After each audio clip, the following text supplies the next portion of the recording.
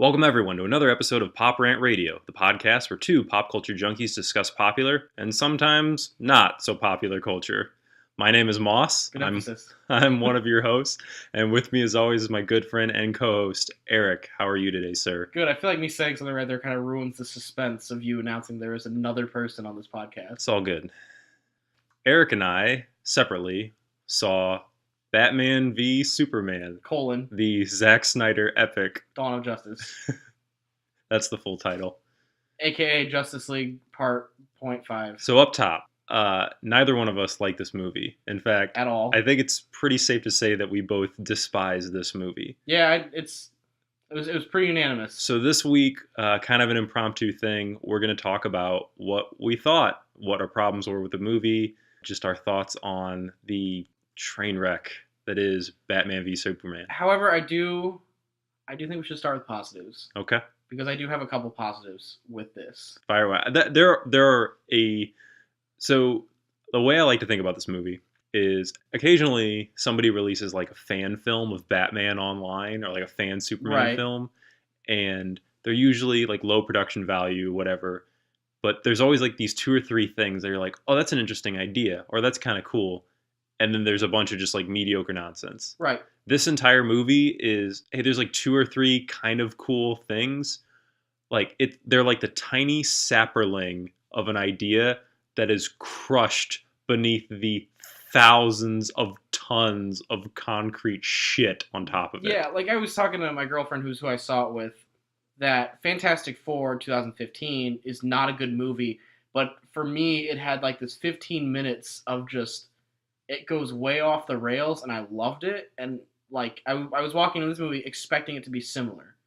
It was going to be 90% crap, but there was about 15 minutes of stuff that I was going to really enjoy. Sure. And that's kind of what I came away with this. So before we get into like specifically like the things that we liked and then go into things we didn't like, we'll do like a quick non-spoilers thing. Sure, and then we'll announce when. Yeah, absolutely. And busting it out. This will be real short because we're gonna get into spoilers really quick. But so my 2 cents on this movie.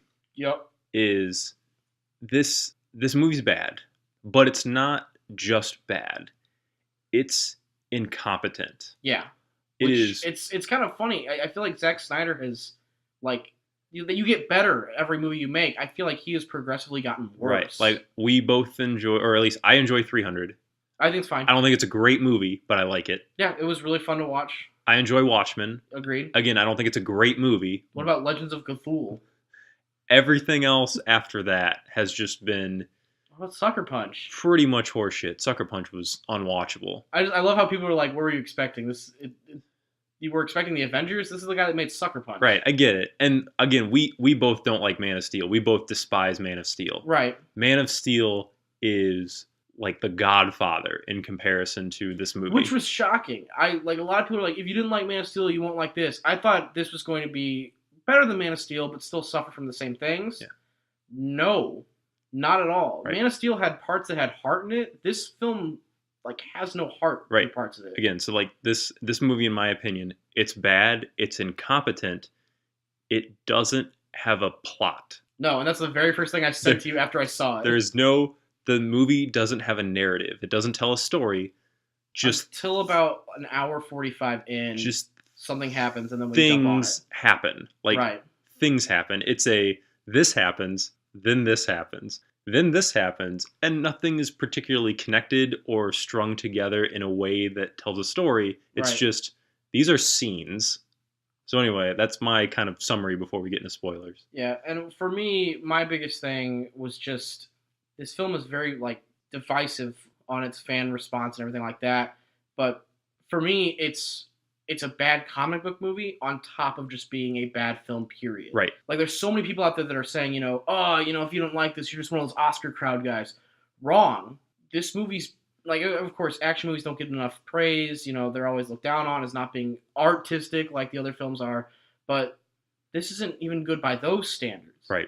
This is 2016. Less than a year ago, we got Fury Road and Ant-Man, which both are shining examples compared to this. Right. And I think you just made a good point, and I agree with you 100% that there are reasons, just in the same way that we feel about Dark Knight Rises and Man of Steel, Right. there are reasons why Batman v Superman is not a good Batman/Superman movie, and then there are reasons why it's not a good film regardless of its genre. Right. So we'll start with the things that we did like. It's a short list. Yes, it is very short. In fact, some of them are positives in the way of Zack Snyder left this out. And we'll just say right up top, like, spoilers from here on in. And a lot of this stuff, like, if you watch any of the trailers, a lot of this was already spoiled. But we'll just, for safety's sake, spoilers. If you haven't already seen the movie, number one, don't see it, because you're wasting your time and your money. Read the reviews, or just watch the trailers, or just wait for it to come out. But two, if you do want to see it, go ahead and see it. And then, starting now, spoilers. Yep. So, positives that Zack Snyder didn't Zack Snyder up in this film.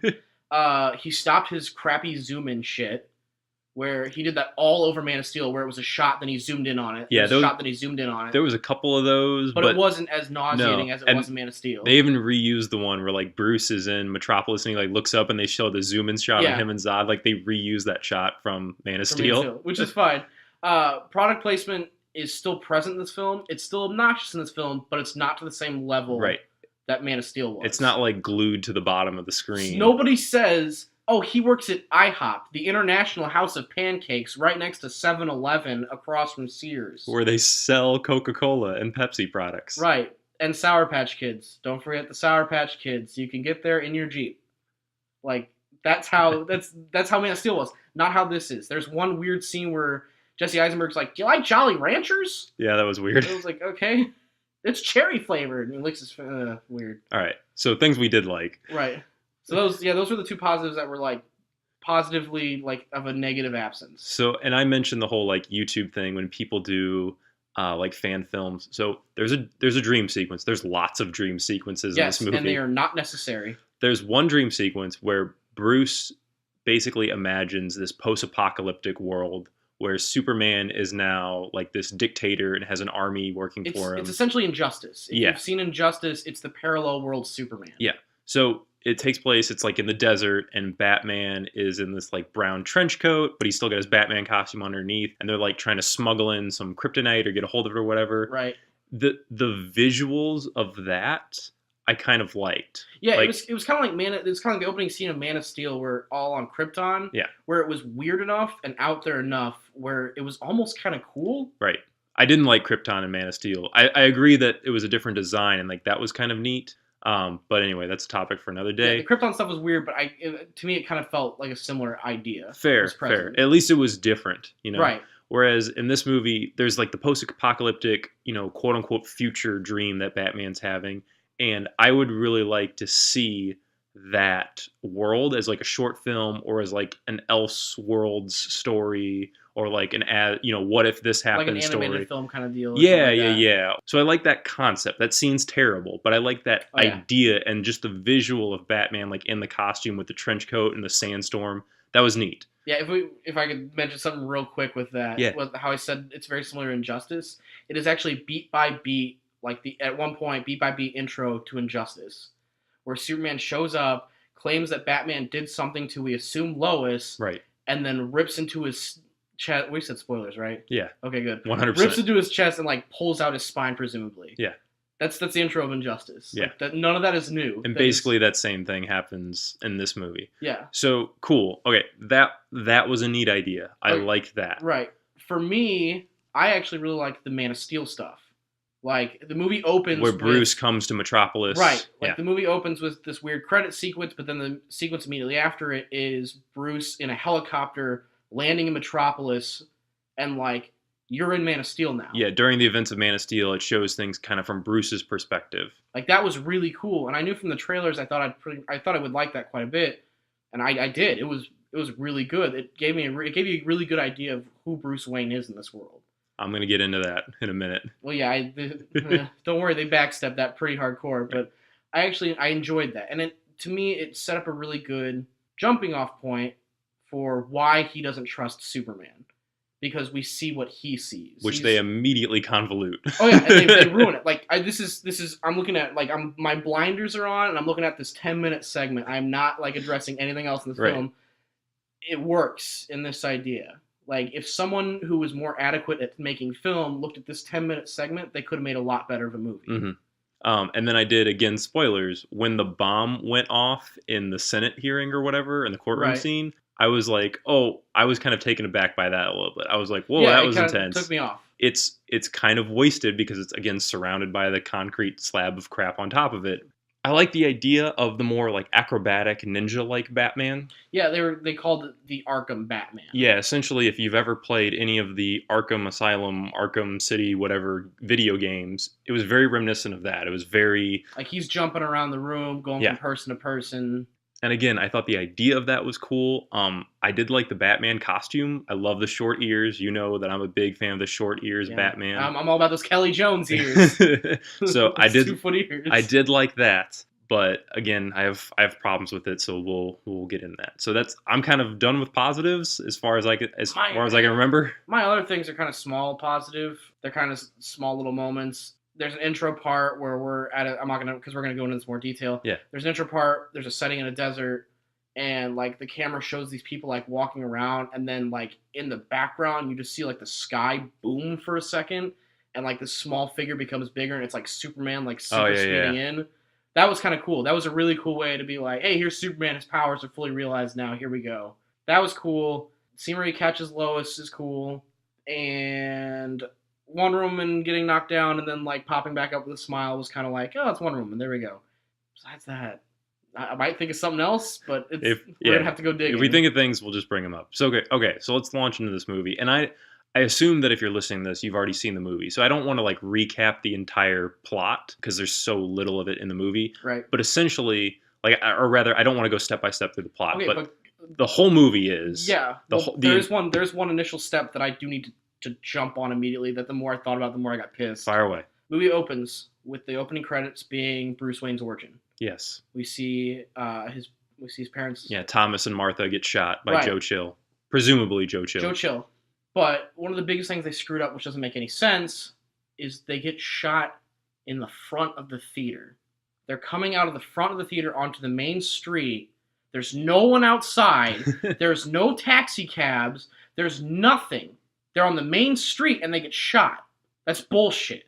Like, that makes no sense to me. While I agree with you, I think that I 100% agree. It's such a small detail. Like, and that's I know, but it's just that's where they started. Yeah. And that they already lost me at that point a little bit because like I said, the more I thought about it, the more it made me mad because they're not leaving in the comics something tied to the play or the movie they see kind of frightens him and they usually leave. That's kind of how the story goes every once in a while. It depends on the exact telling. Sometimes they're watching the Zorro, obviously in Batman Begins, they come out of the opera, but they essentially leave out like a back alley. Right. But they don't stay the whole time. Right. With this, it looks like they stay the whole time. No one's coming out with them. It just made no sense to me. And the more I thought about it, the more I was like, that's a really dumb thing to start with. Yeah.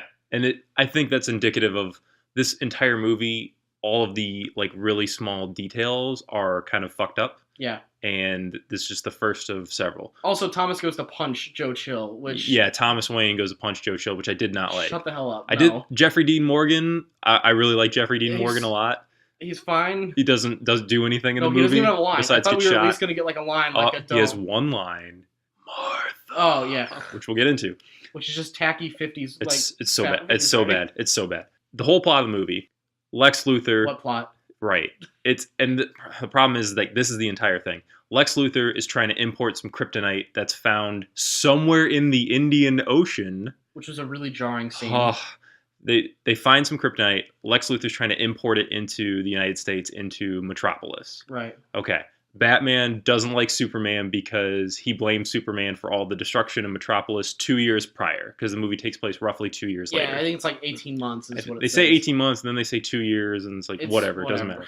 Superman, just like Man of Steel, still doesn't have a personality, but now he is in a relationship with Lois Lane. Yes, that was a good scene. Who also has nothing to do in this movie. That was kind of a cool scene. Clark Kent in the bathtub was a really cutesy scene. Yes. That felt like Clark Kent. That was like the one piece of character building I feel like he has in the entire movie. Right, like Amy Adams is a little nervous about, being together with Superman. She's worried about his outer appearance. Yeah. And he's like, you know what, screw it, I'm Superman. So Superman saves Lois from like that gang of bandits African or whatever. Gang. Yeah, somewhere in Africa, We're given no context. So No. the African like warlord or whatever finds the little in Jimmy Olsen's camera, by the way, which they name in the credits. Yep. They don't mention his name in the movie, but in the credits they mention Jimmy Olsen because he's dead immediately now. shot. They find the little tracker and they're like, "Oh, the CIA." So is Jimmy Olsen work for the CIA, or was it a sting operation? Or we don't know because this movie's not interested in telling a story. They wouldn't even tell us it's Jimmy Olsen. Right. So I wasn't the surprised. CIA thing is immediately dropped. Yep. Superman rolls in, totally kills that guy. Yeah, he pushes him through like 3 stone walls at super speed. That guy's dead. He's liquid. Then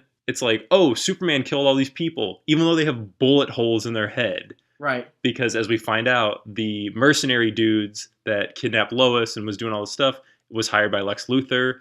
Because he's concocted this big plot to get the kryptonite into into Metropolis, to get Superman to look bad. Right. And, oh man, the religious overtones of this movie. Thank you. That is one of my main points. Dude. Real quick, though, a little side note. Before this movie came out, there was a rumor going around about 4 or 5 months ago that KG Beast was going to be in this film. However, he was, quote-unquote, out of the film because they thought it would be too crowded. He's not out of the film. He's just never named as KG Beast. Right. KG Beast is the man in the sunglasses in that scene. Keanu Reeves. Is it? It's not Keanu Reeves. It looks like Keanu Reeves. It's like Keanu Reeves and John Wick. It's like Keanu Reeves got a Christian Slater haircut. Yeah, exactly. That's KG Beast, and he's kind of present. For those of you who don't know, KG Beast is like a C-list villain in he's like an assassin DC Comics. or something. Yeah. Who cares? Doesn't matter. The religious overtones. Yeah, the religious overtones. Jesus. So Lex Luthor, played by Jesse Eisenberg. Credit to Jesse Eisenberg. He goes for it. Like, he 100% commits to what he's doing. Yeah, like Jim Carrey did for the Riddler. It's not right for this movie. Like, no. it's just miscast. It's Jim Carrey as the Riddler. Yeah. He's just goofy. He doesn't make sense. And he's just crazy. Yeah. Like, he's just crazy for the sake of being crazy. He doesn't really have a nefarious plan other than get this kryptonite, get Superman to look bad. Yeah. So the world... Incriminate him. Right. So we can incriminate him. The world was turned against Superman. That's it. Yeah. That's like the whole movie. There's no profit from it. Right. There's no line about like I'm no longer the greatest man. Superman stops improvement. Right. There's nothing on that. What we just described, like the whole importing the kryptonite, like we don't find this out for 45 minutes into the movie. Right. There's a scene where Bruce talks to Alfred, and Alfred says, "You've been keeping an eye on this name on this ship, and you said something about it being Portuguese or something like that." Yeah, it doesn't matter. And he's like, "You said it was a dirty bomb. It's clearly not a dirty bomb. What is it?" And Bruce goes, Lex Luthor is trying to import kryptonite, and I'm going to steal it, essentially. I'm going to break in and steal it. And this is 45 minutes in the movie. You could have started the movie right there. Yeah. You could have started the movie right there, because nothing that happens before that has any significance whatsoever. No. And it's just, like, I do agree that, Jesse Eisenberg goes full into it. I was really expecting something else because he, in interviews leading up to this, said that this was a darker, more serious Lex Luthor than Gene Hackman, as well as Kevin Spacey before him. But his psychosis that they try to shoehorn in, it like shows up in one scene and it's really weird and it's out of place. Yeah, he's giving that speech at the banquet. Yeah, and he's like, "That's a paradox," and like gets really mad at himself, and like everyone in the audience he's like "What the hell?" talking to himself, and everybody's like, and then that just goes away. Right. It would have made sense if he was starting to lose. Like if something didn't go his way and he kind of snapped a little bit. That would have made sense. Everything was still going great for him at that point. But there's no characterization. Again, we don't get a sense of who Lex Luthor is at all. Right. He's just an eccentric being. So another big problem that I have with this movie, among the other, the religion thing. Yes. So Lex is like obsessed with the idea that Superman is this god from the sky, and that devils come from the sky, not angels or not gods. And he wants to show the world, okay, Superman is not this savior, he's a problem. But he doesn't really have any reasoning behind that. It's just he's crazy, and that's it. Well, and I thought for a second that he was trying to imply that Batman was the devil, because there's a lot of imagery that he uses throughout the film of bats, like demons that have bat wings, have bat horns. Yeah, there's that painting in his office. Right, that he wants to turn upside down. Like, I thought that he was trying to say that Superman is a god, whereas Batman is the devil, and he's going to pit them against each other. Nope. However, we find out towards the end that's not at all what he meant. So, okay, again, so big spoilers. The reason that Batman versus Superman in this movie, it's not because they have differences of ideology. It's not because of anything even remotely interesting. Controlled. It's because Lex Luthor kidnaps Superman's He Earth kidnaps mother. Diane Keaton. He kidnaps Diane Keaton, Martha Kent. And Superman shows up and he goes, "What are you doing?" He's like, "I have your mom. Tell me where she is." "No, I don't know. I didn't tell my men where she is. So I need you to go kill Batman. If you go kill Batman, I'll release your mom." Bring me his head. That's the reason. Yep. That's the reason they fight.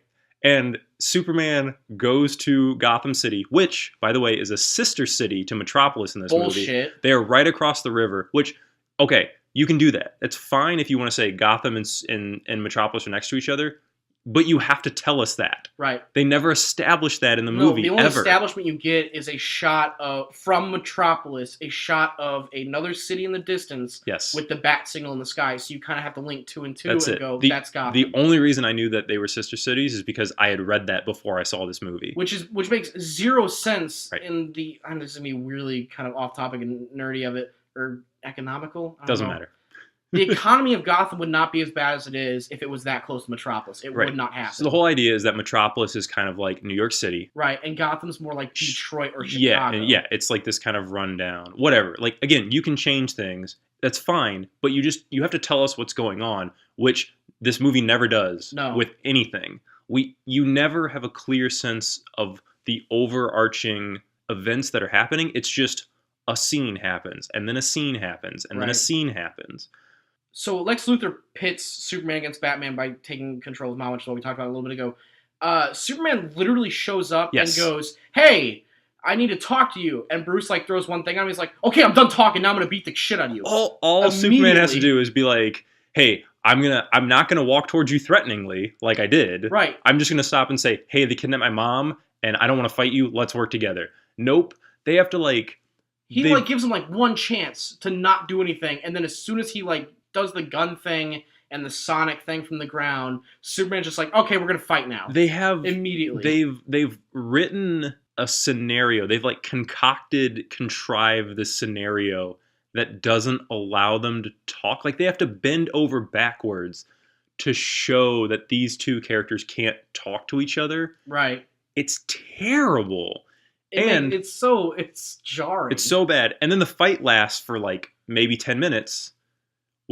And it's not exciting at all. Like it's a boring fight. It's literally Superman could easily beat Batman. Batman gasses him. Now they're on the same level. Then Superman gains his strength back. Then Batman gasses him again. Again, which Superman doesn't see coming for a second time. Or blow it. He's got super breath. Blow the grenade away. And then, so just Batman has Superman on the ground. He has his kryptonite spear. And he's Lois about to Lane stab uses him. her power of teleportation. Right. She shows up on the set. Lois Lane gets there and she's like, "Don't kill him." And Martha. Superman goes, Martha. They have Martha. He doesn't say like they have my mother. No, he says they have Martha, like super awkwardly and like he would never say. Right, and then Batman's like, "What's that name? Why did you say that name?" And Lois like, "It's his Earth mother." So because in the 1930s, they couldn't think when of Superman and names. Batman came out, both of them just coincidentally happened. Both of their mothers happened to be coincidentally named Martha, which is kind of dumb. But whatever, if you never draw attention to it, if you never make it a big thing, like whatever, it's fine. They were both named Martha. It was always kind of like a weird like. This thing. movie places the entire crux of like its emotional peak on the fact that Superman and Batman's mothers have the same first name. And it's like this revelation to Batman. That was like a big deal when we were in kindergarten and we found out the other kid in the class shared our name, Eric. And I was like, "Whoa, you're Eric, I'm Eric. That's really cool. I'm not 6 anymore. If I find someone else named Eric, I don't spend an hour on it." The entire emotional core, the crux of this film rests upon the fact that, oh yeah, our moms are both named Martha. It's so bad. It's so bad. Like, that's just shitty writing. Oh yeah. Well, and then I love the fact that immediately after this, Lois just takes the kryptonite spear and is like, "Well, we don't need this anymore," and like throws it into a pool. Couldn't possibly need this. Right, and then immediately they're like, "Where's that spear?" Right, because again, spoilers, Doomsday shows up. For no reason. The troll from Lord of the Rings Fellowship shows up. It is the troll. Like if you, and you've seen this online, I'm sure. If you're listening to this, you're probably aware of this film enough. The cave troll from Lord of the Rings Fellowship of the Ring and Doomsday, exactly the same. Yeah, absolutely. Look exactly the same. Like he's got the big dumb round head. It's just Same body. Yup. Like, All he's missing is the loincloth in this one. The only thing he doesn't have is like Legolas hanging off of him shooting arrows in his head. Right, and a giant club. That's it. It's exactly the same. It is. It's so stupid. Sean Bean needed to show up. Yep. Like, we have a doomsday. It's so bad. Oh, did you like how they shoehorned that in? He's your doomsday. Oh, it was so bad. So, okay, because doomsday is a combination of the DNA of Zod from the first movie and Lex Luthor's blood. Isn't that Wraith, though? I don't know. I think there's this DC superhero, I think, called Wraith that is Zod transformed. Sure, I'll give it to him. Again, I don't know this either, so you can change things, you can adapt things as long as it makes sense and it's decent, and this is neither. No. So, because Lex Luthor, like, gets into the Kryptonian ship with Zod's fingerprints. And he puts Zod's naked body in this pool. And the ship is just like, yep, there's like this throwaway line where it's like, security protocols rerouted. Welcome, Lex Luthor. Like, it's so dumb. What would you like to do now, Lex? He's like, teach me everything. Right. But then, like, with the creation of Doomsday, he literally just puts Zod's body in this little pool and then cuts his hand. And they don't explain what that does or how that transforms him. Oh, just his blood's in there, I guess? Like, why? Why did his blood transform Zod? That makes zero sense. I guess the Kryptonian ships just had, like, doomsday factories installed on their ships. There's a recipe book that's all we need is a little blood. Yeah. A hammy actor meets with a hammy actor's blood. Oh, it's so rough. So then, so in the fight, Wonder Woman shows up. Yep. And like, so it's Batman, Superman, and Wonder Woman, and they fight off Doomsday. She's surprisingly fine. She's fine. She's fine. They don't really give her a whole lot to do. She's fine. It's very shoehorned. I don't feel like if she was in it or out of it, I don't think it would have affected it at all. Right. They fight Doomsday, and then Superman takes the kryptonite spear, shoves it to Doomsday, and then boom, explosions, smoke, way too much explosions and smoke. Superman stabbed. Right. The last fight is completely obscured by like smoke and lightning. Yeah. Here's my problem with that last thing. So Superman dies, spoiler, essentially because he's holding the kryptonite spear, which weakens him and does that. Fucking give it to Wonder Woman. Let her do it. She's not weakened by kryptonite. Let her do this. And you're not dead anymore. So Superman gets stabbed. He dies. Then they have a big like funeral, a la the comic from 1993, The Death of Superman. Right. And so they bury him, and then that's essentially the end of the movie. But then, like at the very end, they're like, "Oh, he's definitely still alive." Right, the dirt kind of rises all of a sudden. Yeah, the dirt on his grave like levitates because I guess like things levitate. The healing matrix starts. That's what he's in. He's in the healing matrix. Good enough. Like that's so. I really hope he shows up with that '90s haircut in Justice League. Where he's got the long flowing bullets. Okay, so that's like the general premise of what's going on. Now we're going to jump into everything just individual. All over the place. Doesn't matter. So many problems with this movie. Number one. You want to go back and forth? So many dream sequences. Yes. So dream sequence at the beginning where Bruce is like flying with the bats. Right. Whatever. Okay. I thought that was for real, and I was like, I'm about to walk out. Then there's like he goes into Thomas and Martha's like mausoleum, and like the giant bat monster comes out of the wall. Shows up, but it's not Man-Bat. Cool. And then the worst. Okay. So then there's the post. The worst of the best. There's the post-apocalyptic one. Right. He wakes up from that into another one. And into another dream. It's like Inception, where I love this part. The Flash, but not the Flash. Okay. It's a different Flash. Doesn't matter. I don't care. I don't care enough to give this movie that. So the Flash comes through a time portal. Well, he's like halfway through it because he's like phasing in and out of it. He's like. You're right about him, meaning Superman. Yeah, she's the key. She's the key. Lois Lane is the key. It's important. You're right about him. He's dangerous, whatever. And then Bruce wakes up again? Like it's a dream within a dream? There is a dream within a dream in this movie. Right. Wow. If you listen really closely, you can hear the blah in the background, too. I'm going to get into the music. Yeah. So it's like this dream prophecy inception bullshit where like Bruce has a prophetic dream about the Flash warning him, but it's in a dream. So did it really happen? Or is Bruce crazy? Like, it doesn't make any sense. Yeah, to me, I think it does happen because when he wakes up the last time. So when he wakes up with the Flash, like his papers are flying everywhere. When he wakes up the last time, there's still papers falling in the background. You're thinking about it way more. I'm looking way more into it, but I remember seeing that and going, okay, so that did happen. Sure. Okay. So Bruce has like this premonition that like bad things are going to happen because Bruce is psychic now. It's a reference to Infinite Crisis, I think, is the one where this something like happens. that. Yeah, it's either Infinite Crisis or it's Flashpoint. It's got to be one of those two. Although I don't know why he would say Lois is the key if it's Flashpoint. Don't worry, we're not going to look it up. No, Barry's mom is the key to Flashpoint. In comic books, this happens. Yes. At one point, Flash shows up and says something to Batman and then disappears. Okay, so terrible. And again, I'm gonna fire away. So just you would interrupt me when you want to say. Okay, do you want to just go back? You want to go back and forth? Yeah, your turn. Go ahead. Okay, so Man of Steel happens, right? And the biggest thing that everyone says in Man of Steel is, "Hey, Superman killed like thousands of people because Metropolis is leveled, right?" Right. And then Age of Ultron happens, right? I see where you're going with this now. I love it. And Age of Ultron, he's fighting, it's the Hulkbuster versus the Hulk, and Robert Downey Jr. sees this big construction building, and he's like, "Hey, Jarvis, let me know about this construction building." And Jarvis is like, "Yeah, it's still under construction, it's empty, everyone's off for the day." And he's like, "All right, cool, buy it, I'm going to punch the Hulk through it." Fine. But you could tell that was an answer to Man of Steel. In this movie... It's done 3 times. Yes. First time, there's there's slight explosions happening. Electric beams are coming out of the ship from Man of Steel, and the news is like, "Well, thank goodness it was an early day in Metropolis and everyone's home and all the buildings are empty." What? Who says this? And then like Doomsday's like explosion, lightning ball just wrecks like 20 city blocks. There goes Metropolis again. Oh, well, good thing there was nobody in these buildings like the news guy said. Right. And then again, later on, directly ripped out of Dark Knight Returns, although it's not based on Dark Knight Returns, Superman, while with Doomsday up in orbit, gets hit by a nuke, and they both fall back to Earth. Right? Doomsday lands on Stryker Island, and immediately the first note that someone says is, "Oh, that's Stryker Island. It's uninhabited. No one's there right now." Luckily, no couples are there, no fishermen are there, there's no animals there, nothing. It's just a barren wasteland. There's not even trees there. It's a desert. Nothing living is there.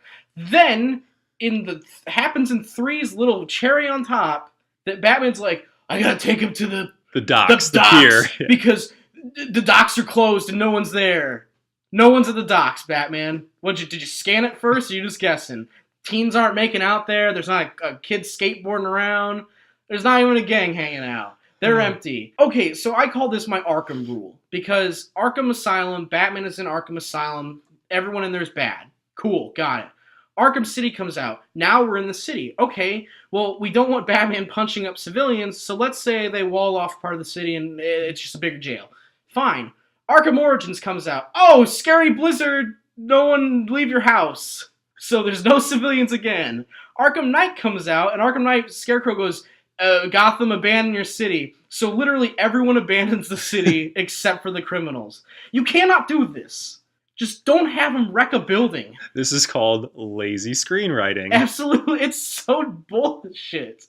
And the funny thing is I caught it, but the person that caught it more was my girlfriend. And she was just like, elbowed me the second time it happened. She goes, "Are you kidding me? This is their fix to Man of Steel?" It's just, how about you just have them go fight in the Arctic or something? Or just don't have them punch them through a building. One of the two. God, fuck that. The ghost of Jonathan Kent is in this movie. Yes. We didn't get enough Ghost Dad in the first movie with hologram Russell Crowe. Yes, it's really weird. He's up on a mountain burying someone. Telling a story about how he murdered horses. The story was relevant to, the situation. He was trying to make an analogy. Was Clark remembering this? It's just, again, it's like this movie is like the movie of unexplained dreams and imagined sequences and hallucinations. There's major plot points that are just given through dreams, quote unquote. Right, because the blood comes out of Martha's grave, which of course then in the end, Martha's the key to everything. One of the most jarring things for me, I get this as your interpretation of these characters, that's fine. However, you have to adhere to certain rules. And like we said, first 5 minutes, Superman liquefies a guy by putting him through 3 stone walls.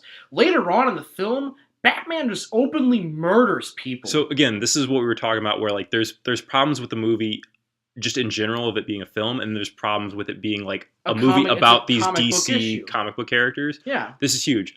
Batman just straight up murders people in this movie. Okay, so there's a hilarious video out there on the internet about the different times that Batman has killed people. Yes. And one of my favorite ones, which I actually knew before I watched that video, is when Batman hangs a guy from his Batwing and then flies around in circles until the guy dies. They recreate that in this movie, by the way. When I read that comic, because I thought it was fake, I thought, holy crap, that's like inhumane. This is not a hero anymore. This guy's a vicious murderer. Then he does it in this movie, and we're supposed to think that it's okay? Right. And it's not like, in other Batman movies, like even in the Nolan films, like you can reasonably intuit, okay, some people are dying, like based upon the actions of Batman. But in this movie, he just like machine guns people to death. Or flips a car full of people onto a trailer, then proceeds to, via the Batmobile, drag that trailer through the streets of Gotham, running it into buildings and street corners, then flipping that said car onto another full car of people. Right, and that chase sequence that you're describing like happens like midway through the movie. Mm-hmm. So I don't know, like listeners, if you've never been there before, like I don't know if this is like a local thing or if it's nationwide in the U.S. or whatever. Right. But Dave and Buster's. Yes. The Dave and Buster's like Batmobile game. Yep. That was that. Yeah, it was literally just stripped right out of it. Everything was like Batman's like driving and then he's chasing that truck and then the truck opens and like this guy has a rocket launcher and then that car has a minigun attached to it and like what the fuck? Yeah, when like the hatchback like popped open and there's like a guy on a turn, I was like, oh fuck you. Like it is literally a video game sequence. It was so terrible. And it was basically the Arkham Knight like Batmobile sequence. It did feel like glued to that Batmobile video game from Dave and Buster's, and it was so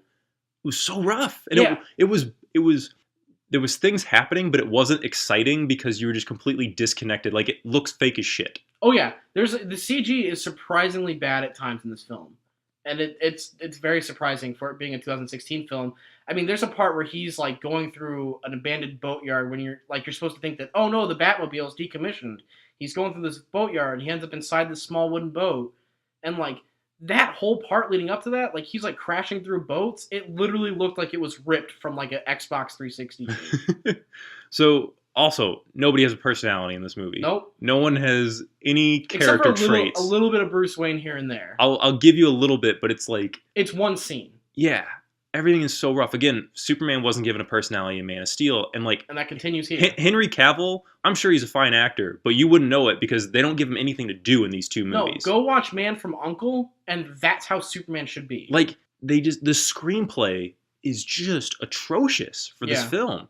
The dialogue in this movie. So when Lex is talking to that senator in his office, he says something like he's talking about how, hey, I want to import this kryptonite. Help me do it. And she says, you can piss You can piss in a cup and call it Granny's lemon juice. You can give me a bucket of piss and call it Granny's peach tea. Okay, Granny's peach tea. And then you can call weapons of assassination a deterrent or a security blanket or whatever. And then she's like, the piss won't fool the fly and your stuff won't fool me about the weapons of the deterrent. Like, it's garbage. It's this trash line. And the movie is just full of them. It thinks it's being smarter than it is. Oh my God. The best line in the entire movie, the best line is when Batman saves Martha Kent. And he's like, I'm a friend of your son's. And she was like, yeah, I would have guessed that. Or something. Or how could I tell? Yeah, or I figured. I figured the cape. Yep, that's fine. That's the best line in the entire movie. Terrible. Except for and this was in the trailer, I do like when Lex Luthor shakes Superman's hand as Clark Kent and he goes, wow, what a grip. You don't want to pick a fight with this guy. And I was like, that's kind of... That would have been a kind of clever character moment if it wasn't like, hey, audience, because it's Batman and Superman. Right.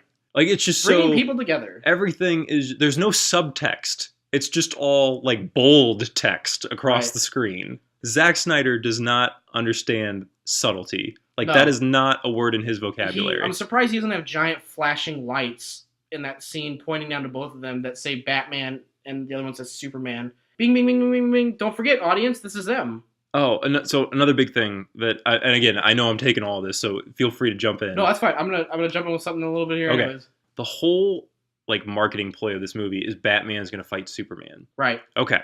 So bear with me. This is a little long. So Man of Steel, we at least had a movie before this to where in this universe we establish who Superman is as far as his abilities. They don't give him a personality, but at least we get a concept of, okay, this is what he's capable of because he's punching Zod through the buildings, and like we get a sense of who he is as a physical force. Right. Okay. Then we get Batman. And in this movie, we have never been introduced to this Batman before. This is a new universe. This is a new Batman for this universe. So we have no context for what his abilities are.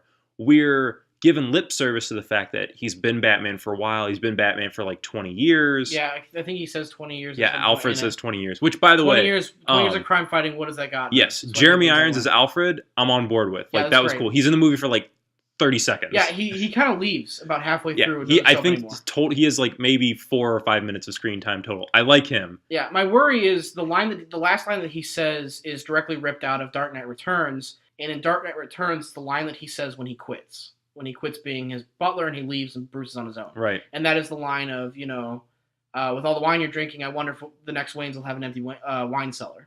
That's his line that he says when he quits in Dark Knight Returns. That's the line that he says when he exits the film. Okay, fair. So I kind of wonder if he's just not coming back again. I think you're giving them too much credit. I might be, but I really didn't like this movie, so I was looking for something. Okay, so I like Alfred. So again, Batman, this is a new Batman. We haven't established what this Batman can do. So we get a dream sequence where he fights off the Superman soldiers and the giant fly people or whatever. Yeah.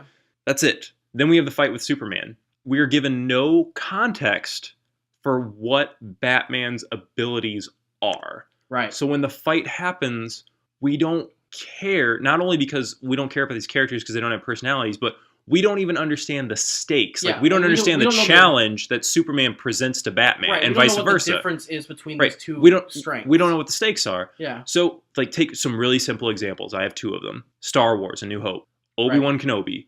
Beginning of the movie, Obi-Wan Kenobi and Luke Skywalker in the Mos Eisley Cantina. Guy draws a blaster on Luke.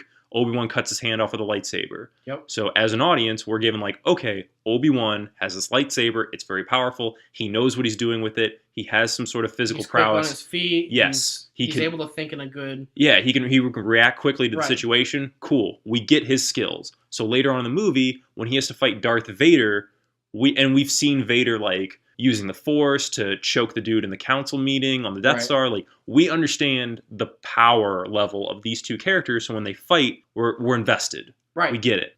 And then when we see Vader overpower Kenobi pretty easily, it then sets up a good... Yeah, it's like, okay, now we know. For the next and we even know, like, Kenobi, lets Vader defeat him, essentially. Right. So what we get a sense of who these characters are, and we get a sense of their power levels, and so when they fight, we're invested. Like, we understand the stakes. Same idea, like Raiders of the Lost Ark.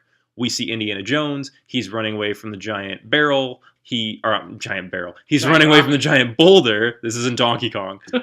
So he runs away from the giant boulder. He has to chase after that truck while on horseback, and he's like going underneath it, and he's like doing all these acrobatic stuff, and he's using the whip. We get it. Okay, this is like a guy who has some physical prowess, but he kind of gets by on like, by the scrap of his grit. Like, that's how he survives. Like, he takes a beating, but he always finds a way out. So when he fights the big Nazi by the plane, we get it. We understand the stakes. Like, Indiana's kind of scrappy. This guy's bigger than him, but he's going to succeed somehow. And of course, the propeller of the plane kills him. He outsmarts him. We understand it. In this movie, we don't get that. We have no idea what Batman's capabilities are. So when we get to the fight with Superman, it doesn't matter. Yeah. We don't have any stakes. And that's a piece of what I was talking about, where this is just a poorly constructed film. Not every movie has to be the same. Like, not every movie has to have this 3-act structure, and not every movie has to tell, the story as A, B, and C. But if you're going to have the whole crux of this movie be a fight between these 2 very powerful characters, you have to give us... We need to know the combatants. Yeah, you have to establish who these characters are and like what their powers are, and you didn't do that. You had 2.5 hours to do that, and you didn't do it. Even if they showed, so that shot from the trailer, the last trailer, as well as it's the final fight in the film before the Darkseid or the Doomsday shit, the fight on the pier with all the soldiers. Even if they showed something similar to that before the fight, we would have known better. The only scene we see of Batman before this, and not counting the car chase, is the weird shot of him saving the sex slaves or whatever. Yeah. And that's just like him running away. He hides in the corner like a goofball. Super awkwardly. And then like a cop just trigger happy starts shooting at him. Yeah.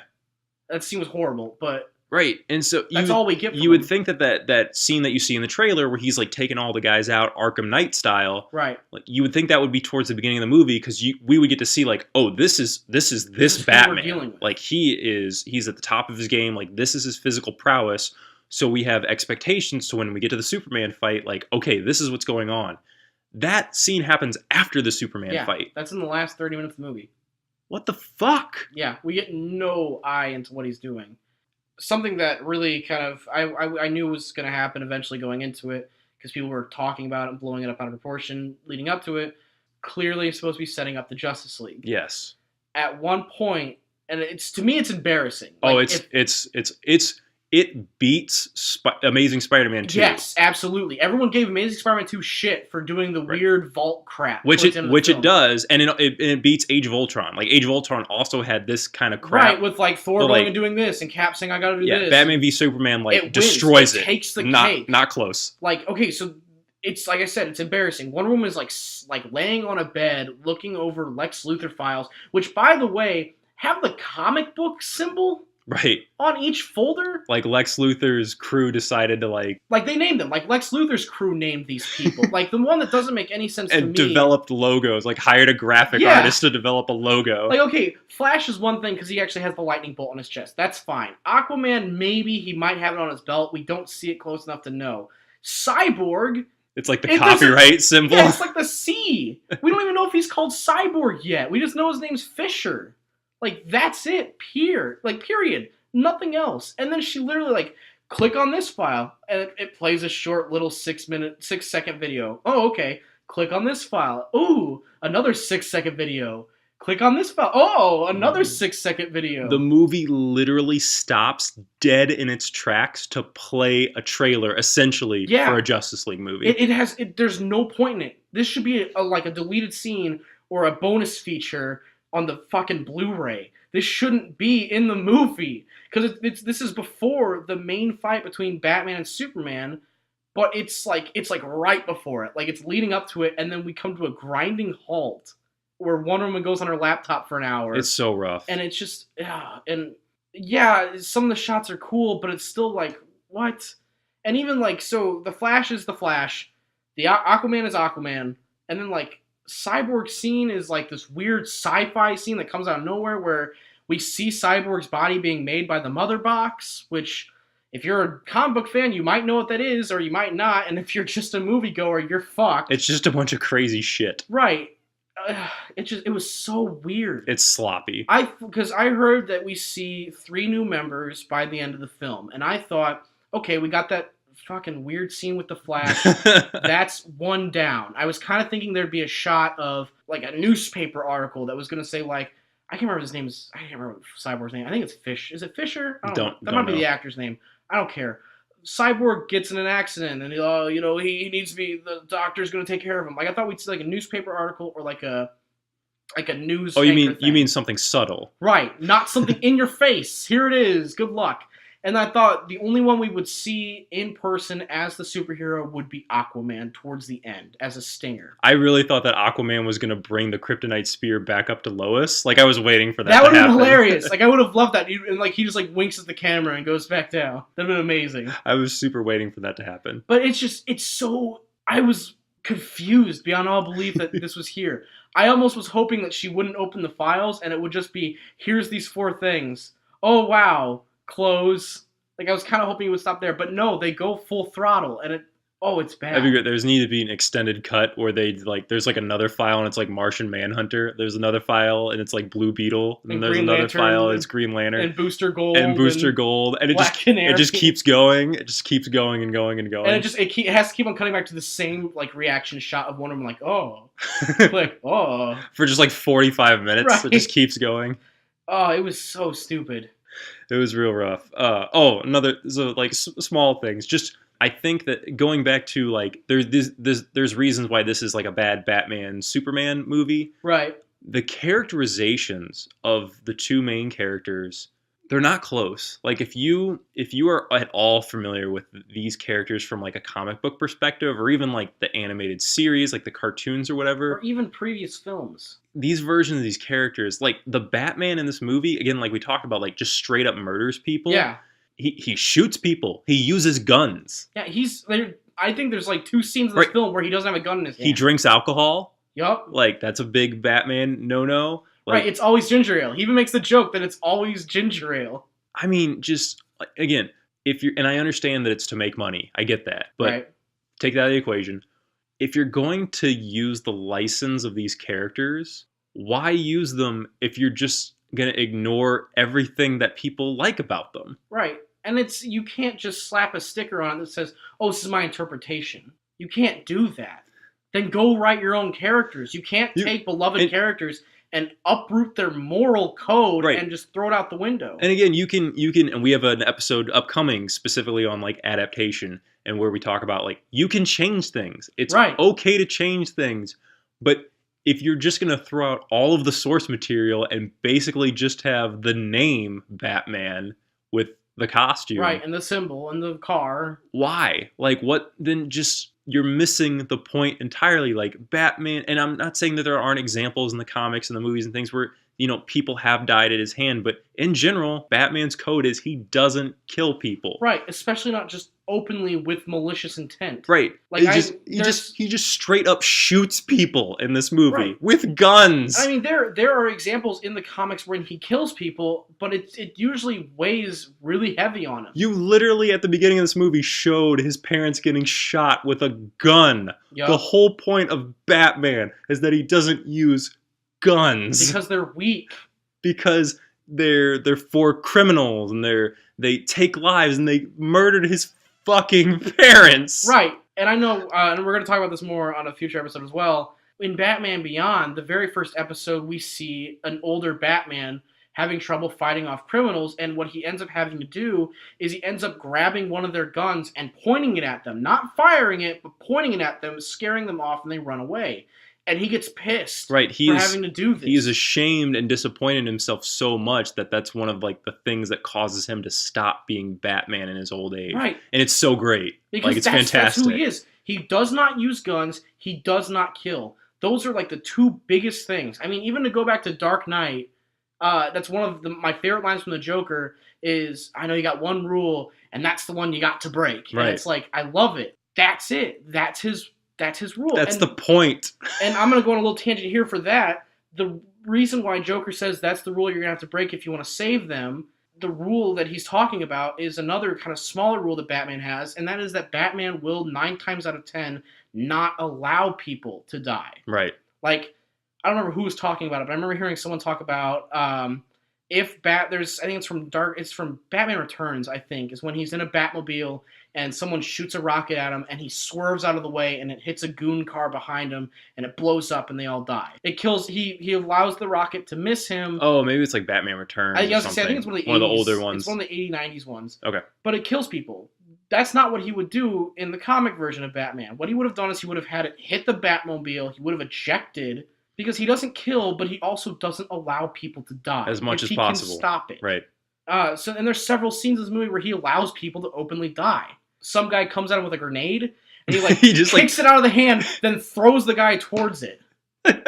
Like, see ya, dude, you're dead. Shouldn't have pulled the grenade on me, asshole. You know what they needed? They needed Shaquille O'Neal from Steel, so you could throw the grenade out the window like a basketball. Oh, it could just like go around it a couple times and then sit over it. Oh man. And little what's his face? Little Ray J. Little Ray J. And he'd be like, I could be your Robin. Shut up, Ray J. I would rather watch Steel again. Steel is a better movie than Batman v Superman. You at least have a story and a plot. You want to root for Shaquille O'Neal. Shaquille O'Neal has more charisma than everybody in this movie combined. And it's so, the whole entire movie is like just so sad and depressing. And that's the worst thing about this, all right? So all I've been seeing lately is stupid-ass articles about Zack Snyder defends Batman v Superman. Amy Adams responds to negativity. Ben Affleck responds to negative reviews. Henry Cavill, stop. Stop posting all the stuff about them responding to negative reviews. Stand behind your film. It sucks, but stand behind it. Like, immediately when this film hit the theaters, Zack Snyder came out and said, Justice League's gonna be more brighter and closer to Avengers. He immediately bailed ship. Like, he immediately was like, don't worry, Batman v Superman is just Batman v Superman. That's not how Justice League will be. Immediately. The movie hadn't hit major theaters yet when I saw this article. Warner Brothers, if you're listening, which I know you are, please fire him.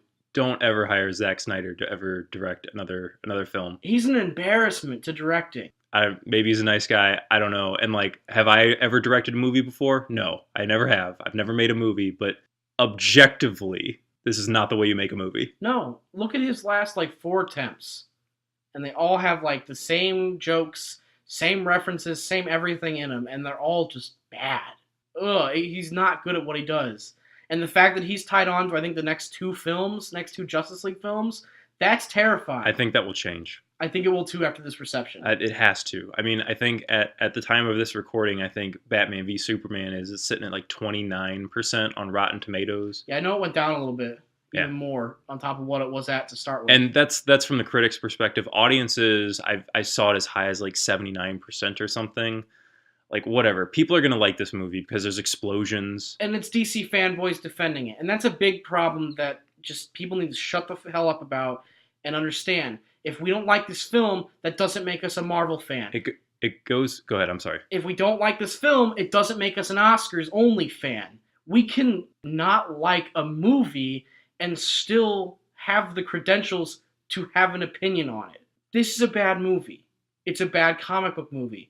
We need to stop positively remarking about this over the top just because it's DC, because we're not sending DC the message that we're not satisfied with this level of crap. Going to what you just said, I remember a conversation years and years ago that I don't know if you were present for or not, but I know you've heard that. It was the Iron Man 2 conversation. So Iron Man 2, which you and I both think is a terrible movie. Yep. Better than this, though. We were having a conversation, and somebody else was like, well, I liked Iron Man 2. And I was like, what did you like about it? Because I didn't like that. I thought it was a terrible movie. It's basically just Tony Stark and Pepper Potts yelling at each other the entire time. With Rhodey giving some hip comments. Right. And there's this inkling of a good idea about Tony Stark's father being an arms dealer in the past and like stealing ideas from this Russian guy. The Russian guy's father or whatever. Like that's such an interesting idea that's immediately thrown away in like 5 seconds of the movie. But the entire movie is just like yelling and it's not good. And that I remember that guy and he was like, well, it's just a comic book movie. What do you expect? You know what I expect? I don't expect Shawshank Redemption. Like I don't expect The Godfather. Right. Like, or again, Citizen Kane. A line I use all the time. The source material isn't Shakespeare. I get it. I expect a competently made movie. Right. I expect, look at Batman Begins. Look at The Dark Knight. People involved in making that movie, which I know some of them were involved in making this movie too, but people involved in making those movies understood what worked about the source material, took what was good about it, and put it into what works about film, and made 2 really good movies. I mean, you can find on Batman Begins, you can find interviews with people that wrote the comic back in the 90s and 80s who said they were in tears when they saw Batman Begins. Right. Because this was a final, full realization of who this person is supposed to be. Right. Nolan and his brother, when they made that movie, they got it. Yeah. They understood what is interesting about Batman. Let's take that and let's put that on screen. Zack Snyder just wants to blow stuff up. I mean... he wants to blow stuff up. He wants to put women in skimpy dresses. He's like 2 steps away from being Michael Bay. Like, I know that people are going to get mad at me for saying that, but he is. Like, let's look at this. How many times is Amy Adams... Like, she's freaking naked in a scene in this movie. And it's really, like, it's jarring because it's like, stop. And there's so many comments about, it bothered me in the Man of Steel movie. There's so many comments about her being tough because she's masculine. Yeah. Piss right off. She can be tough and be a woman because that's acceptable. In the first movie, she had to make a comment of, if we're done measuring dicks here... And in this one, the guy's like, wow, with balls that big, you might actually belong in the men's restroom. That was a terrible line. Like, it was so bad. Off with the sexist bullshit. It was a terrible line that was terribly written and terribly delivered. Like it was an embarrassment for the actor, and you could tell. But it wasn't even like a funny delivery. It was like a poor delivery of a bad joke. Yeah, it was like a schoolboy thing. It was terrible. So again, we could talk about this probably for forever. Right. But to wrap things up, because we're coming up on an hour right now, I think I speak for both of us. you and I love movies, love films, love stories that are told well. Clearly. And you and I both love these characters. Like, yep. We both love Batman. We really like Superman. We really love Batman.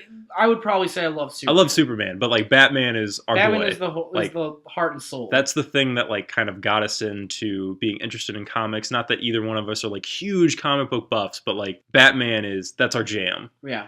We love these characters. We love the stories that they've been in. We love the previous movies that they've been in. Most of them. Some of them. Yeah. And we want nothing more than to see these characters in great movies that we can watch over and over again. Like, we're not on a witch hunt to say like, oh, all comic book movies suck or all superhero movies suck. It just happens to be that they don't make very many good ones. Right. And they still are making good ones. And they are. And this movie is a prime example of how to take a franchise, an established base of characters and stories, and extract everything, like to leave by the wayside everything that makes these characters interesting and everything that people love about these characters, and put them into a movie that just features explosions and terrible dialogue, and zero character development or personality. This movie is 2.5 hours long. It could have been 2. I still can't tell you anything about Superman other than he's Superman. Yeah. That's it. We don't get to see who Superman is in Man of Steel, and I figured, well, second shot, we'll get who he is in this, and also it'll be a really great way to see who he is because we'll get to compare him to Batman. Wrong. We're walking forward with like one note on both character page. Murderer and murderer for both of them. It's just one of them is more negative and one of them is slightly less negative. And one wears black and the other wears red. Those are all we have on both of them. That's it. There's no character to them. So in conclusion, obviously we really despise this movie. Yep. This movie just sucks. Like, it's so fucking bad. It's bad and it's incompetent, and please don't make any more movies, Zack Snyder. That would be really great. Yeah, please retire or go work on a, I don't know, 303. I don't know, just an oil rig. Go do something that no one will watch. Go make Legends of Owls of Cthulhu 3 or whatever. I don't know what the movie's called. The Reckoning. Yeah. Just don't do another superhero movie, please. So hopefully you've enjoyed our thoughts on Batman v Superman. This is going to be, the funny thing about it is this episode was originally going to be like the state of the DCU and like where it's going. Right, we just had too much to say on this movie. This was just such a negative, like, Man of Steel, not a good jumping off point. Iron Man, great jumping off point. Second movie, like, yikes. If the first one didn't do so hot, you think you'd try harder. So again, we hope you enjoyed it. Thanks for listening. If you did enjoy this, or if you didn't enjoy Batman v Superman, let us know. You can find us on social media at Facebook and Twitter, and you can also email us at Gmail at poprantradio. Man. Jesus. It was rough. We're also on YouTube now. I've started posting the episodes on YouTube, so you can watch those there if that's more convenient for you. And if you haven't already, subscribe on iTunes and leave reviews because it really helps us out, helps get the show out there, and we would super appreciate it. Yes, thank you. Thank you. Thank you, people. So thank you to all of you who have done any and all of those things. And other than that, we'd like to thank Major, as always, for the theme songs. Thank you, sir. Appreciate it, man. And other than that, do you have anything, my friend? Don't go see this movie. And don't settle for shit. Yes, that's a good point. Don't settle for shit. Even if it just is a dumb comic book movie or a dumb whatever. Look, this isn't Phil Fish. If we say we don't like Batman v Superman, Warner Brothers isn't going to pick up their toys and leave. They're going to make another Batman movie further down the line. It's just if we say if we don't like it, they might try better next time and try to get us a good film. Demand more from your entertainment. Don't settle for crap. Don't settle for this. This being Batman v Superman, not the podcast. Yes, no, do settle for this. This is better than... Settle. Please settle right now. Jeez, okay, well, burn that bridge. All right, everyone. Thanks for listening. Appreciate it again. We'll see you next week. Thanks, guys. Bye.